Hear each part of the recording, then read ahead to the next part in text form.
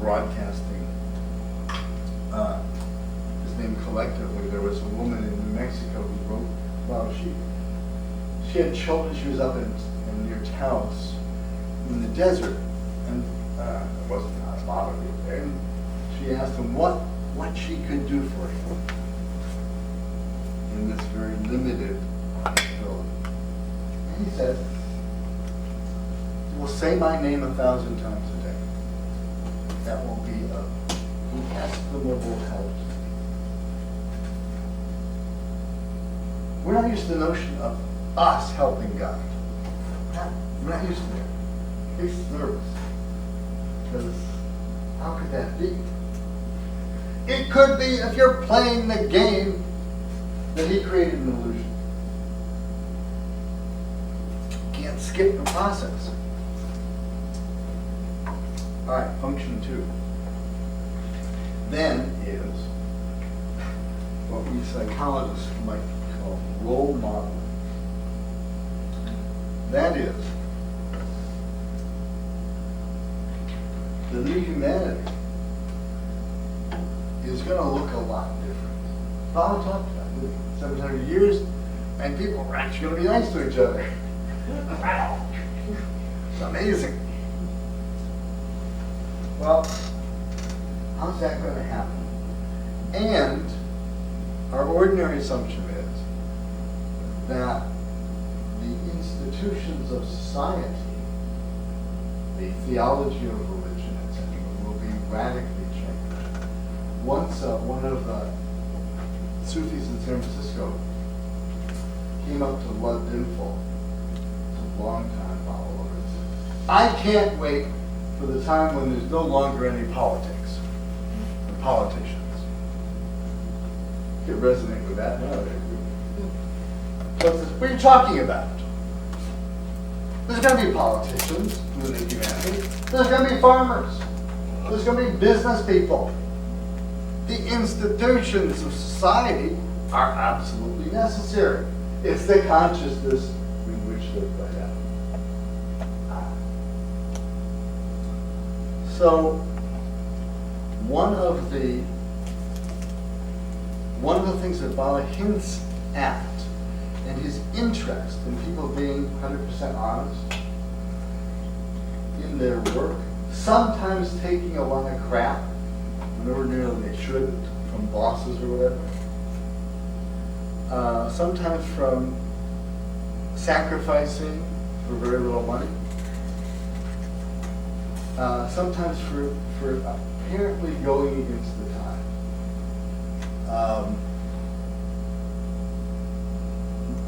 Trying to make things happen which are very, very difficult to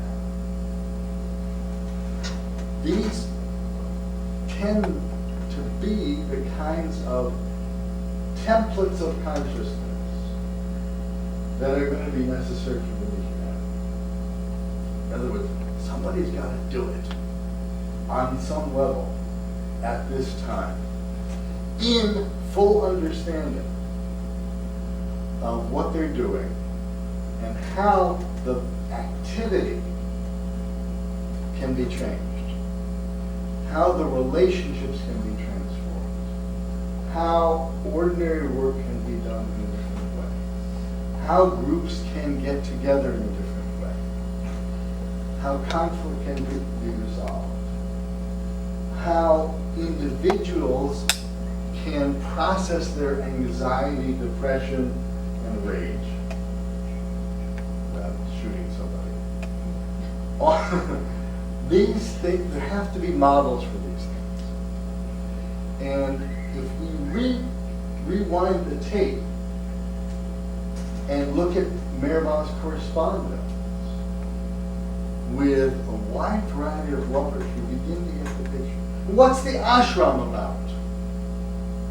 Why did he need an ashram? And make a lot of money. What? God needed, he needed peer acceptance? No. No. Why was he so choosy about what happened in the ashram? Was he being obsessive? Were his standards too high? I think not. It may have had a lot to do with what was going to be necessary in the future and how people could, under circumstances of love and support and high spiritual aspiration, how they could overcome their egos and how they could obey and surrender to the highest principles they had, embodied by Mayor Baba. And how they could do that not just because they were afraid that the master was going to punish them, which is the Western tradition. I gotta be good because hell is not an option here. It's too heavy.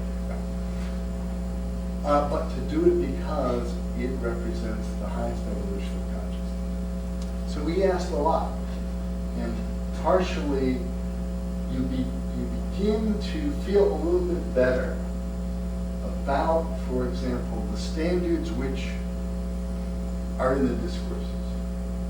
Pretty high standards. If you look at all the qualities, from faith, the tolerance, the forbearance, the love, the surrender, the fight against the ego, and many, I know a lot about those, including myself, kind of thought, well, these are the Mongol he was talking to. I mean, really, if I were in India with the avatar, maybe I could do that. But, really, he doesn't expect it from us. Well, if one just changes the focus a little bit and says, if he's trying to show what is possible in the next phase of evolution, these are the goals, these are the aspirations. And often, we kind of remember that when pushed, Baba would always say, if you can't do it, try. And that the muscle was in the trying, not in the winning. Right? The trying has to do with really the transformation of divine energy that's being asked of the whole world. So, I'm suggesting a very radical thing. I would only do this in New York. That the people in this group and others are agents. Not the agents of, well, it could be of the spiritual hierarchy, but we wouldn't know that. The agents of the energy and the form of the humanity. And that there aren't going to be a lot. Not many people can pull it off. That doesn't mean sometimes it can be external work. Sometimes, as Baba said, just a smile to somebody walking down the street can be as powerful a spiritual intervention as you can imagine. And why he said, he talked about don't worry, be happy. We usually take that as advice for ourselves, don't we? Well, maybe, but there's a flip side to it. That's the effect of it. And he would talk about, even if you're not happy, act cheerful. Be dishonest? What? What if I'm really feeling crappy? He said, yeah, pretend to play anyway. And there was a small part of the discourses where he talked about a provisional ego. You take that piece and put it together with what he said about film when he was talking about the Hollywood people. See, look, you don't have to get too uptight. I I'm using vernacular here, it's not exactly, but I'm sure in Hindi.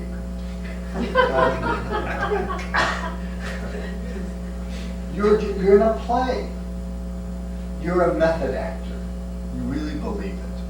You really believe your character. But since you're an actor, you can change how you look to the other actors. You can change how you are. You can behave in a way that's actually inconsistent with the way you actually feel. You're an actor on Broadway, you've got the flu, the show goes on. Right? Now, it's clear that Bob said, this is, said to the mother, this is invaluable. I mean, it is so important, this process. It's much more important than any other blessing we get. And you see in Bob's correspondence how thankful he was to his lovers. Again, a concept that's a little hard to take. You did what I told you to. Fantastic. Go! Interesting. So, all of you have had these kinds of experiences. I remember one, I may not have told this story, I hate to read the story, but it was a good example of myself as a clueless, irritable guy being forced to do something that had very little to do with my own spiritual progression. I was returning from Rochester, New York. I was flying to San Francisco, I think. I was not in a particularly great mood. I was tired, I was exhausted. I wanted to get back to California. So I'm sitting on the plane, and thankfully there appears to be an empty seat next to me. Just as the doors were to close, somebody walks in, takes the seat. It is this bubbly, young college co-ed girl for whom this is her first flight. So I think I'm trying to do this interesting. How do you put the seatbelt on? And she's trying to engage me in conversation. Now I know Bala does not want me to be unkind. I might be thinking unkind thoughts at this point, however. I try to say, hey, it's just a bit of a So I'm closing my eyes like this. She just keeps talking. She says, hey, you know who's on this plane? Oh God, my luck, it's Fidel Castro. I have to tell you a related story. So do you know? I don't know. So, Bishop Fulton Sheen. Bishop Fulton Sheen. Now, for those of you youth here, Fulton Sheen was a Catholic prelate who rose very, very high in the hierarchy, was the defender of the faith, so to speak. That was the position. He is now up for sainthood, by the way. So he had a television show. He was very charismatic. I remember being like 13 and Jewish, and I didn't know about Bobby yet. And I was fascinated with this guy. Well, he was the Archbishop of Rochester, New York, where my family lived. And he had just gotten in trouble for giving away church property to the poor. So he was a pretty controversial figure. And I opened and I said, Bishop Sheen's on the plane? I said, where? Are you sure? He said, yes, I'm absolutely sure. Well, where is he? Yeah, he's just up in front. Well, I didn't see him. It's on TV, 6'4", jet black hair. Actually, he's 5'2". Gray hair. So I'm sitting in the seats and plane takes off. Dialogue. Like this. You know, he's really tapped into something. Maybe you should know about Baba. Don't be an asshole. He's a Catholic bishop. Tell him about Baba. Yeah, if he wants to hear about it, he can read. And I said, well, you know, I am on the same plane with him. What would you say? Huh? Christ is coming again. I just wanted to tell you that before we landed. Yeah, but I know, but there's got to be, you know, maybe it could be helpful. Process. If Mayor Baba wants him to know about Mayor Baba can do that. Sleep. Yeah, but I might feel badly if I didn't try something here. So we went back to it. Finally, it came to me.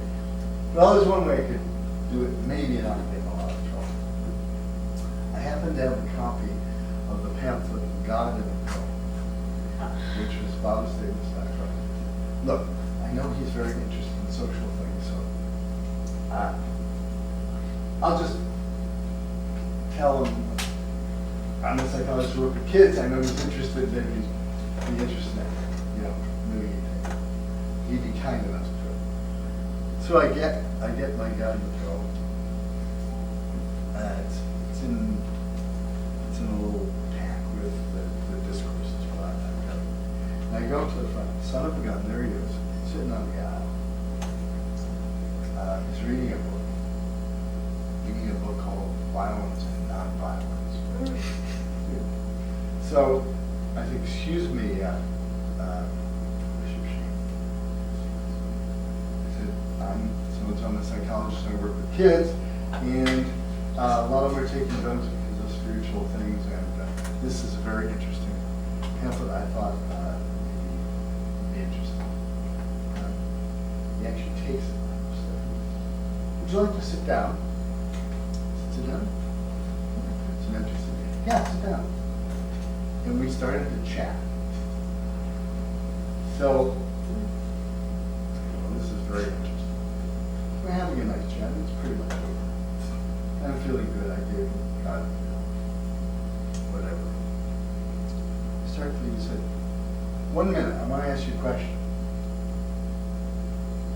Yes. He said, what do you think we should do with the church?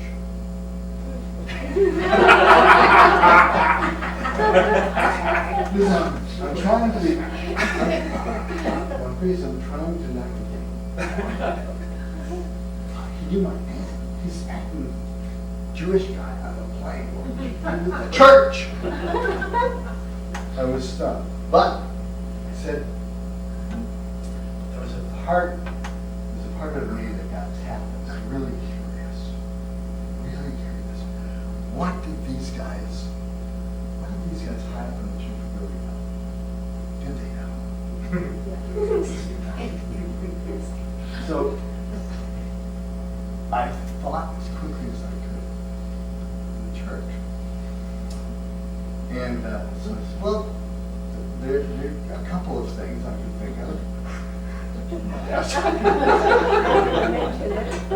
knew he was a little radical. I said, first of all, I know that the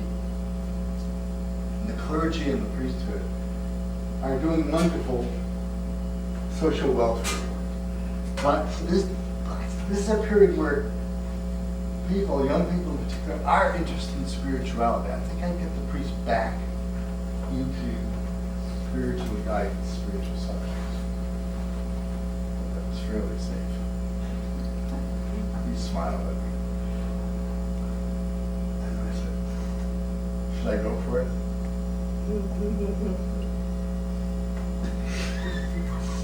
What's the second thing? Well, this heaven and hell thing? Now I'm really going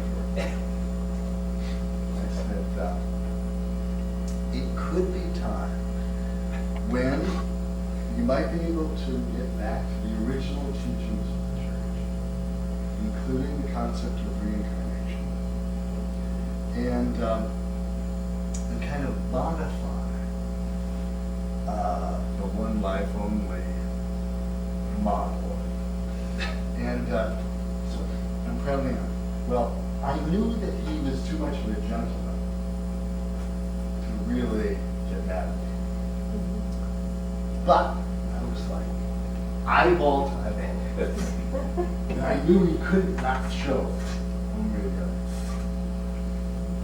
I said, so I think maybe he could bring back reincarnation.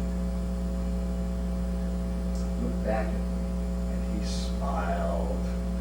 And he gave me a look like, I'm not going to say anything, but I want you to know that I know that it is. All he said to me was, maybe I'll do a TV show on mysticism. And, oh gosh, we were about getting sales slow. This has been great. I'm going to give you another book too. So I gave him the discourse. So just as I'm getting up to it, he opens it up back to the chapter heading, Violence and Violence. He looked at me and said, oh my. Yes. Now, it gets better because apparently, something like a year later, Phyllis Frederick in Los Angeles, the editor of the Archival, sends him, she liked him a lot, sent him a picture of Baba, that's the young Baba, the Jesus look. And that's all. She sent it to him with her again. But you might enjoy this. Gets back a note saying, Dear Miss Frederick, thank you so much for the beautiful photograph of our Lord.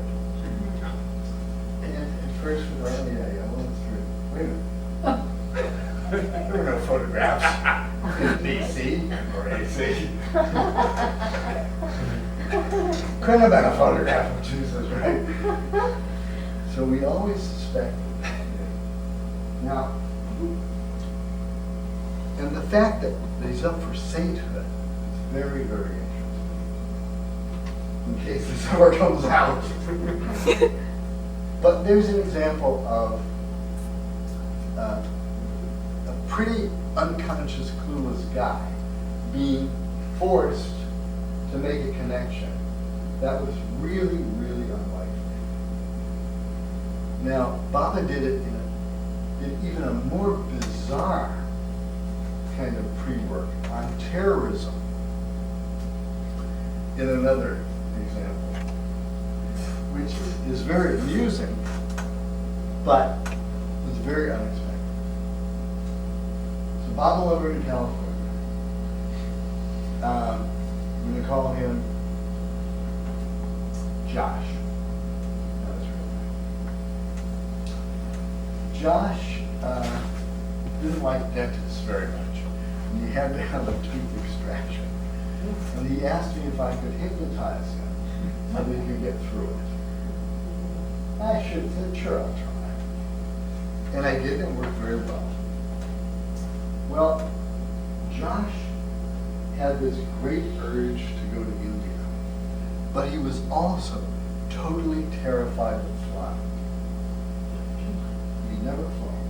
Plus, he had an obsessive thought that he would never reach his 30th birthday.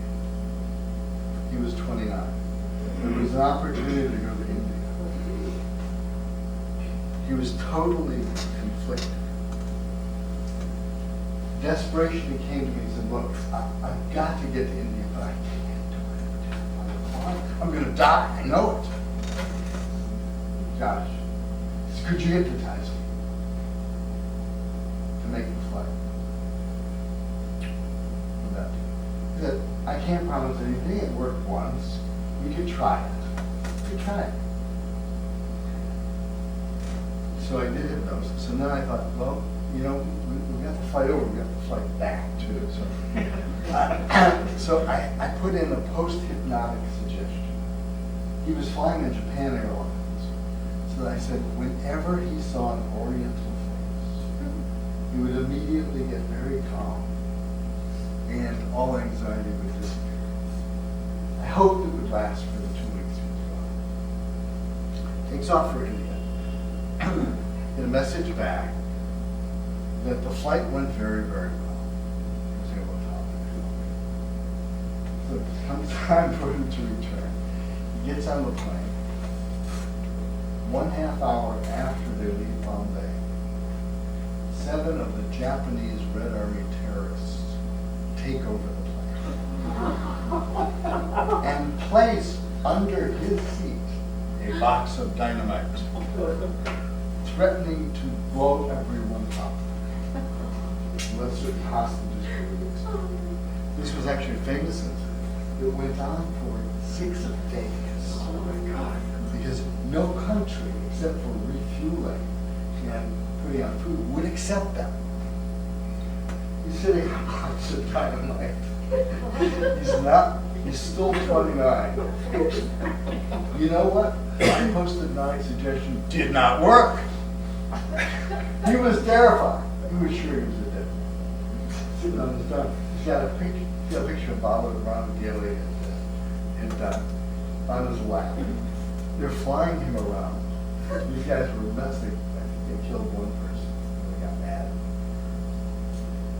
Finally, gets negotiated. He's dropped off in Damascus. He's not terrific for a Jewish guy, but hey, it's better than that. He finally comes home. One of the benefits was it was so traumatic that now he was not afraid of commitment, and he married his girlfriend. Now, it's a great story in itself, both in terms of the story and of how Baba rescues people with her. But it never occurred to us at that time that Allan might have been doing something with this, somehow mitigating, in some sense, what could have happened with this terrorist movement. You could get into 9/11 and all that. But what we then begin to see is that whether they know it or not, whether they think they're spiritually prepared or not, these few have critical roles both in passing on certain kind of divine energy. New York City has become mellow since I started visiting here. I used to have to spend 10 minutes screwing up my mind and be aggressive in order to get on the street here on a plane. Yeah, now it takes 5 seconds or so.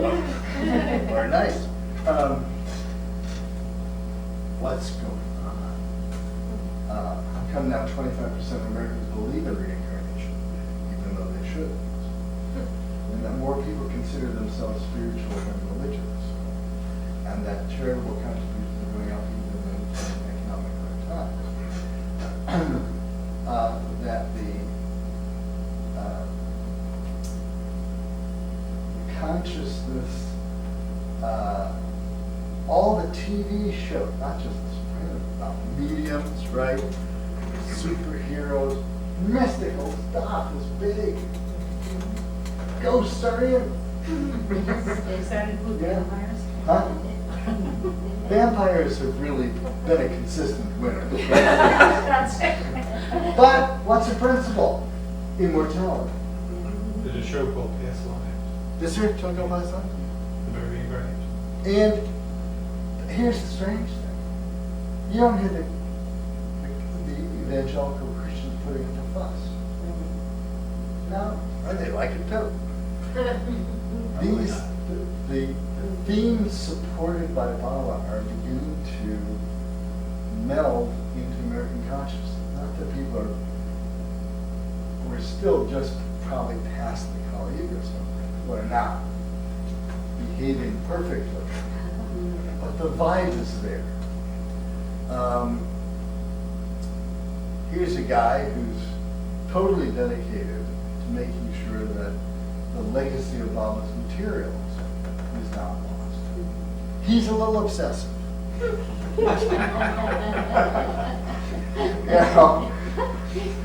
In the here and now culture, hey, I know on the internet you got pictures. What's he worrying about? And then you got a little acupuncturist here who's kind of nuts about this place in Oklahoma. That probably doesn't have a lot of tourist attraction in general, but something's going on. And I don't suppose they can explain. They can't explain. Wait a second. Well, we should have a monument because Baba had this accident here. Even though he put a lot of emphasis on it.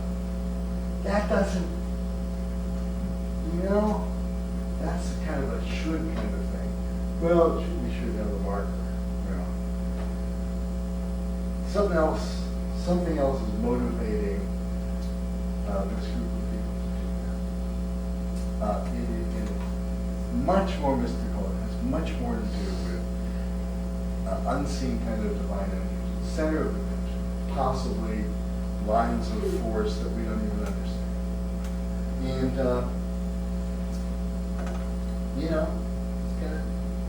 get school teachers here. Seems like a pedestrian job.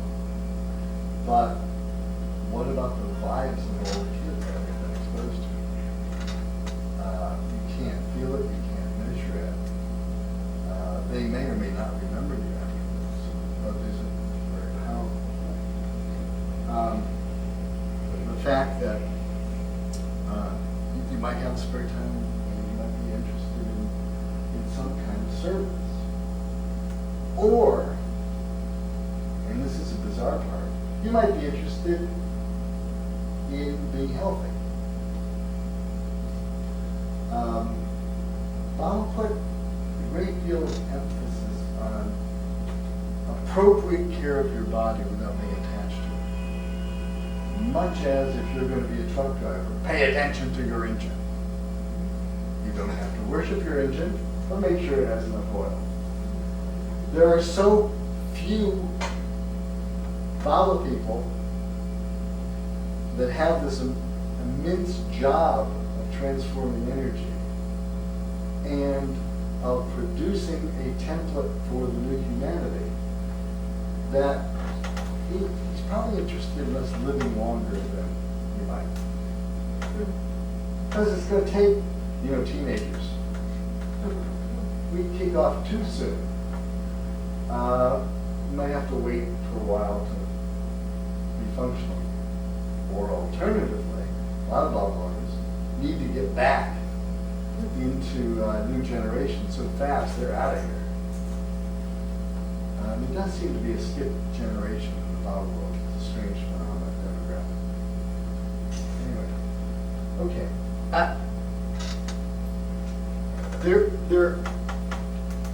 I could go on and on, but I thought it would be fun to think about this when we're thinking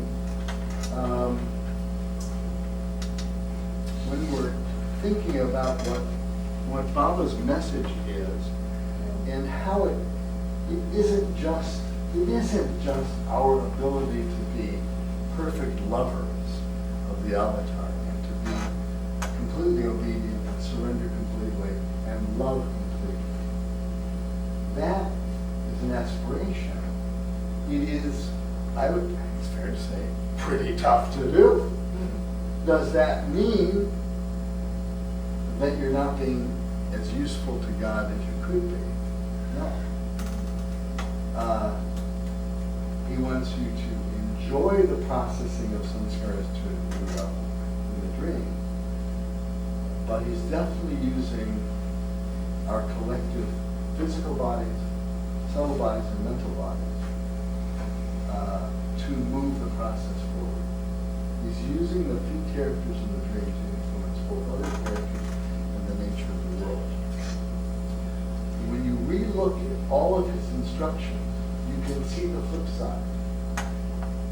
That remembering him constantly is, of course, fantastic and might say best spiritual practice for one's ascendants. But it is also one of the greatest practices for divinizing the surroundings. In fact, somebody, I wish I had the quote, but was it Oregon Sahavas, and someone said, one of their friends had gotten a note. Somebody recognized, but I can't quote because I'm not sure. But the essence was that Meher Baba's work is more important than Meher Baba, said Meher Baba. It didn't mean anything to them at the time.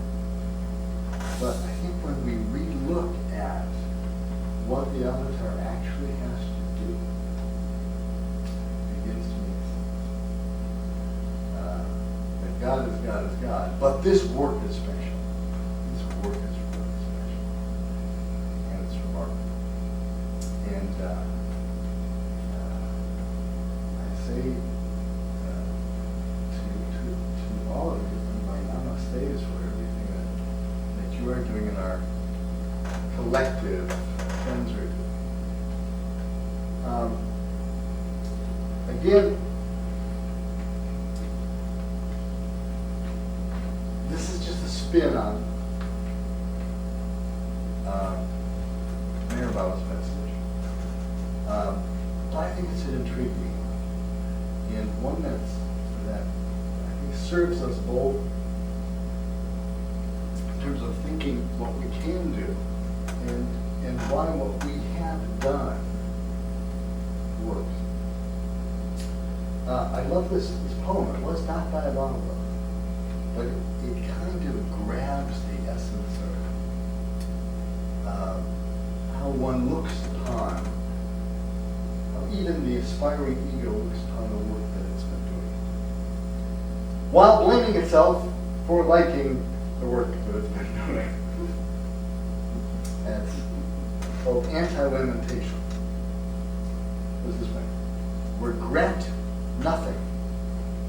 Not the cruel novels you read to the end just to find out who killed the cook. Not the insipid movies that made you cry in the dark in spite of your intelligence and your sophistication. Not the nights you called God names and cursed your mother, sunk like a dog in the living room couch, chewing your nails and crushed by loneliness. You were meant to inhale those smoky nights over a bottle of flat beer, to sweep stuck onion rings across the dirty restaurant floor, to wear the frayed coat with its loose buttons, its pockets full of struck matches. You've walked those streets 1,000 times, and still, you end up here. Regret none of it. Not one of the wasted days you felt nothing and wanted to know nothing. You've traveled this far on the back of every mistake, harmless as a broken axe, empty of expectation. Relax. Don't bother remembering any of it. Let's stop here under the lit sign on the corner and watch all the people go by. All right, we're open for discussion and insight.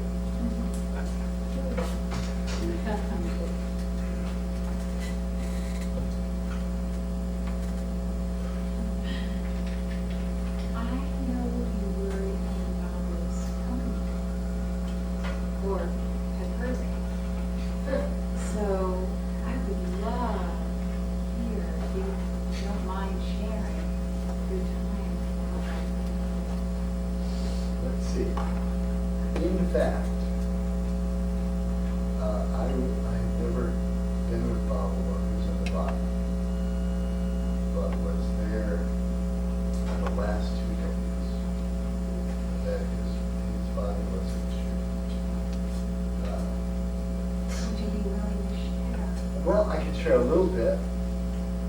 I can share from the point of view of somebody who didn't know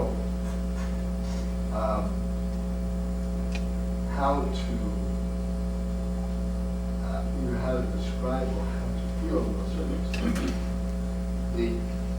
I won't tell anything here, but it was another case where I had to be dragged out of a mistaken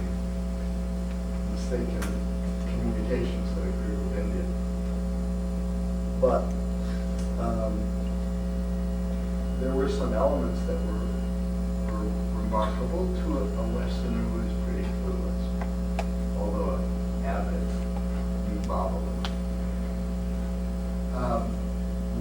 Because there were so few Westerners there, and partially because it was expected that Mirabella's body would be buried relatively quickly, and it was extremely difficult at that point. We were allowed, as soon as we got there, to go to Maribor and on the hill, and we were allowed to sit inside the tomb for the afternoon before the morning of the actual tomb. And we had one or two, Kujan Barucha was one, Mandalay kind of almost giving us a tour of the people who were coming by, where they were from, what they were like. I will start by saying that in a certain sense, one of the most moving things was the love, dedication those people had about Cuba, mostly England. Unbelievably heartfelt. Very interesting, because there were almost no tears from the thousands of people. When I first went into the tomb and saw Baba's body, the first sensation was, this is not Mayor Baba. This body. Overpowering sense that he was as he said he was, and that is everywhere. It was a very holy place. It was one of the holiest, if you will, costumes in all of the illusion and reality. But I think that was part of how those hundreds and thousands of lovers could attend this event and really not be sad, but be joyfully celebrating. Now it is true, and Mandalay, his close disciples were unbelievably together about all of this. That does not mean that as people, the loss was incredible on a personal level. And this was their friend as well as their master of God. The other thing, and it took me about 15 years to figure out the word for it, was the atmosphere.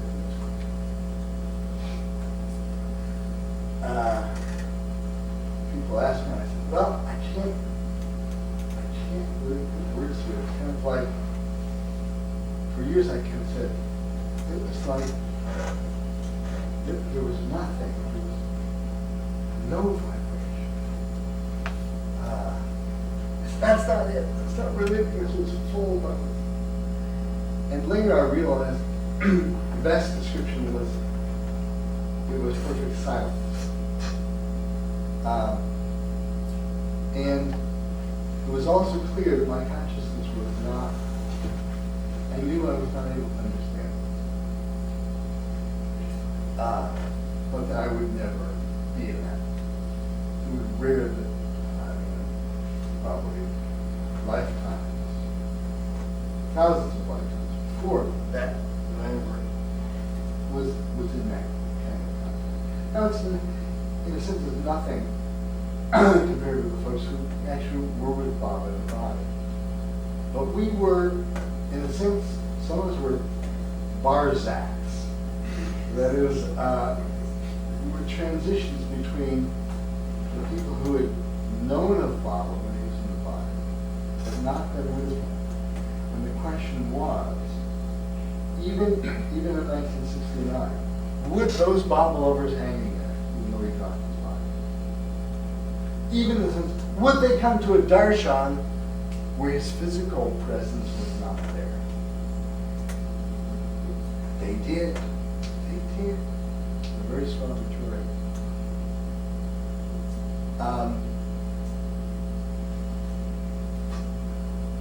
So the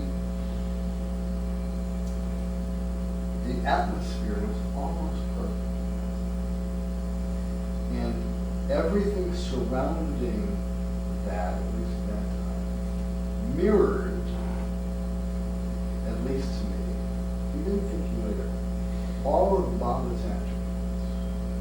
There was great humor in it. The final lowering of the coffin over his body was typical of using Baba lovers trying to coordinate. You know, no, don't do that. No, put that rope down. You know, it had all of that in the context of remarkable, you know, pathos and significance. And you know, we got to see people who were just profoundly connected, singers from Andhra who came and sang with a level of devotion I've never even since.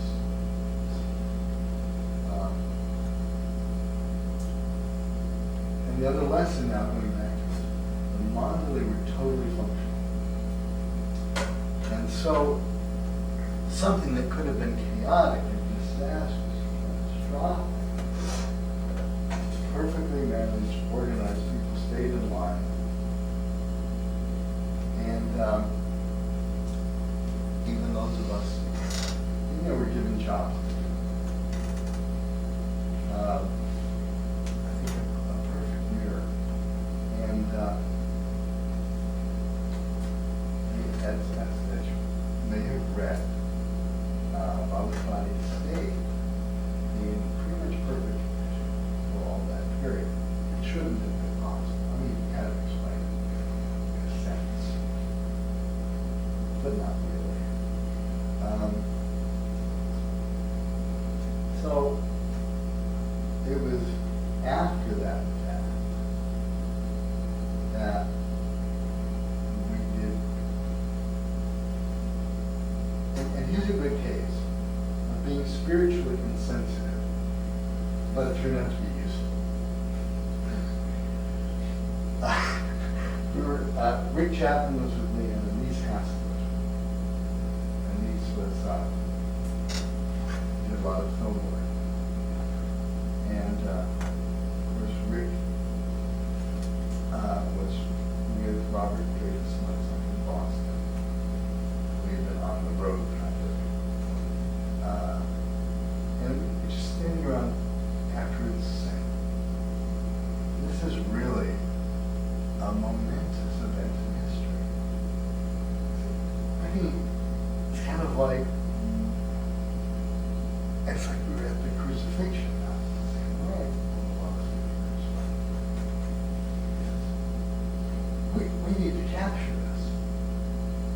There was a program that featured Walter Cronkite.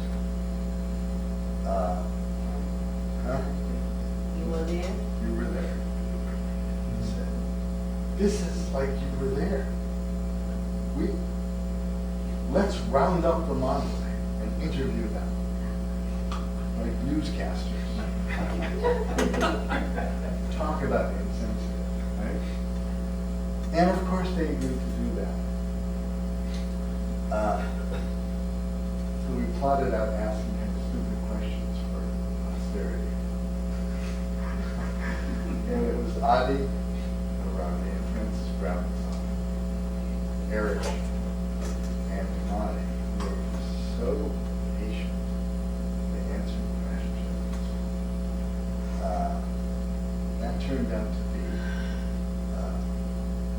took 30 years for that to come out because Rick and I were dumb enough to record with 2 different portable tape recorders that didn't match speeds. And the technology only became available much later. But it was an illustration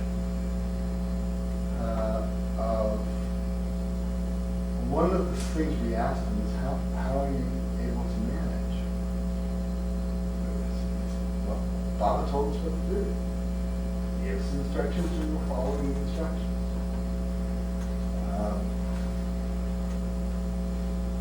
It was also a time, in a day or so after that, that I think it was Monty said, well, we're going to have to send a telegram to everyone saying that the darshan is canceled. And everybody said, yeah. Now, for some reason, some of us in Berkeley, after we heard that Baba dropped the body, felt obsessed in documenting that he predicted. We found all kinds of quotes from family letters. They were pretty good ones. And in this conversation with Mirabai, kind of screwed up our courage and said, well, you know, it wasn't, you know, he said some stuff about the darshan. And he was going to, would it be okay if they gave it reclining? That it would be a different darshan. He said, almost like a manifestation. And then everyone started to remember things he said. Within about a half an hour, it was clear that he had Things that are changing in consciousness. And who would have thought in a moment of time, the whole world knows the term avatar. How about In a that? different way, Thank you. but yes. That was another thing. Yeah, of course. Who would have bet on that Yes. 20 years ago? Yeah. Oh yeah, Avatar. And you know, I'll get back to it, but I want to digress. That's a wonderful example. I was talking to a friend of mine, Bob Lovers in film, and he pointed out that actually the use of Avatar in this movie is a perfect analogy of someone who is conscious entering a different world, acting as if they were a different body, and trying to bring some sense of higher values. And if you knocked off that body, you didn't knock off the consciousness. Go ahead, but I think it's a wonderful example. So Who would think? Did you see the movie? Yes, it did. And it's remarkable. Huh? Oh yeah. Yeah, you can buy avatars. Have them on your system. That's a great. I feel about that. I The don't name of the song, Don't Worry, Be Happy. I don't like it. You don't like your avatars? When Wayne go again and again, I did not understand. The movie? Uh-huh. No, Well. fall asleep. Men's understood, Philip likes it, and Jim does that. So it's the main of men. Oh, look, I mean, we're Mind design somehow. not to worry. Barbara, Screenwriter, you know, Barbara, it's a read. I think that was okay. The screenwriters were not fully conscious of the analogy. But just, as you said, picking that meaning for the highest grossing movie ever seen. Did you see the interview with Cameron I saw some. on Larry King or Charlie Rose, where they asked him, why did you name What did he the say? movie, The Avatar? What did he say? He said, because we're moving consciousness into a flesh body. And it's an ancient Hindu term, which means divinity in the physical form. He says, not that these creatures are divine, Right. he says, but that's the meaning. All right. Mary? Years, there's that organization Avatar, which is a transformational process. So years ago, over 20 years ago, I did that process. But when I got the flyer in the mail, Avatar, I thought a Bible lover started an organization. you know, but it wasn't, but it still is a transformational process. That school is still going. And I just thought it was interesting back then that it was named Avatar. You have to come to Washington and go to the Avatar hair salon.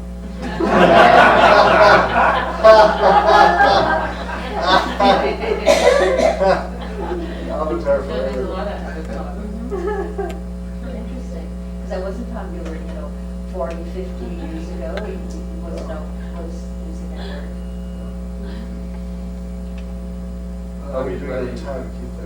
Yeah, we need to wind things up because it's approaching 10 o'clock. So, thank you, Alan. Thank you.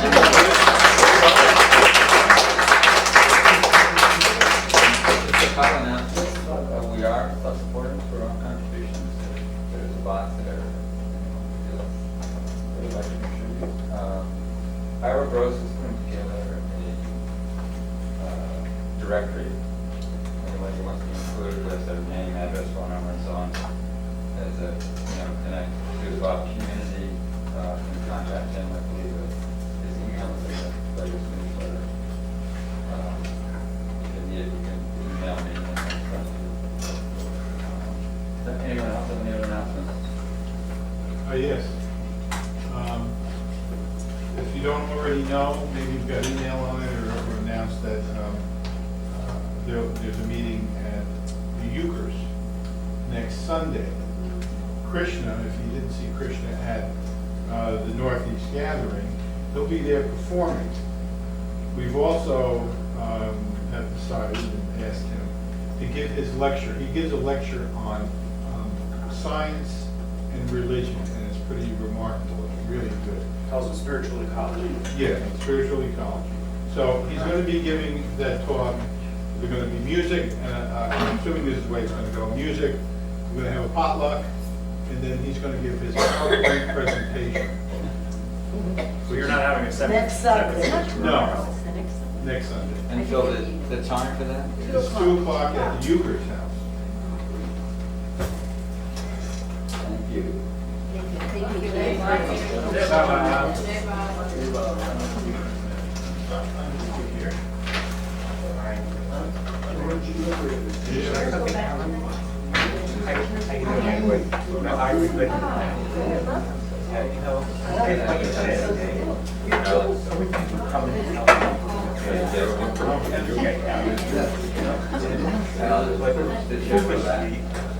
I know that you would do not. I don't say what I meant. He told me that he thinks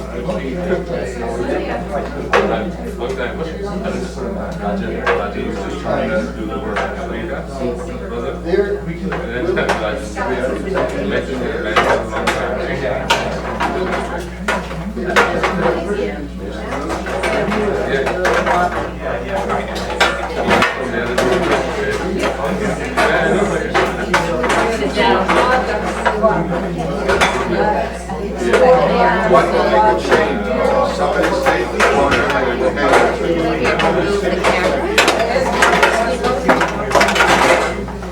Yeah, maybe.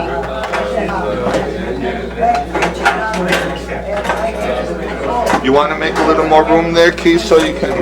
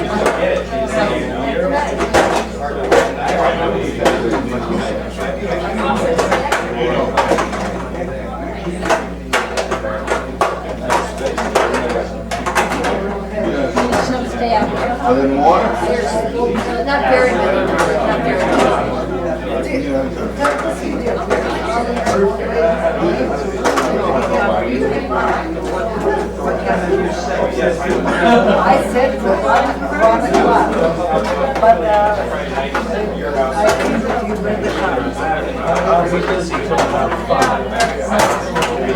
You leave it about 4 o'clock at the.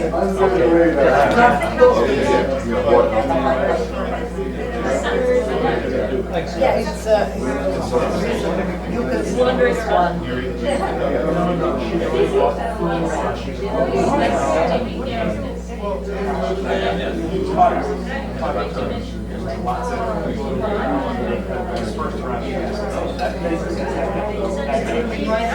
Okay,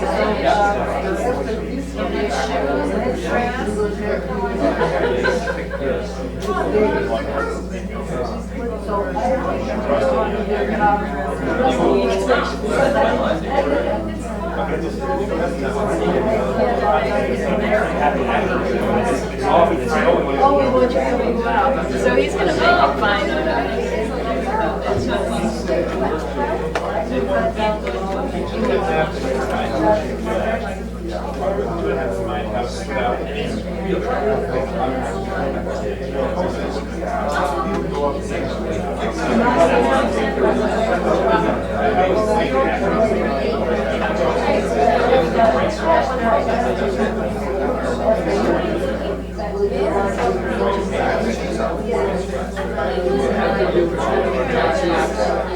Okay.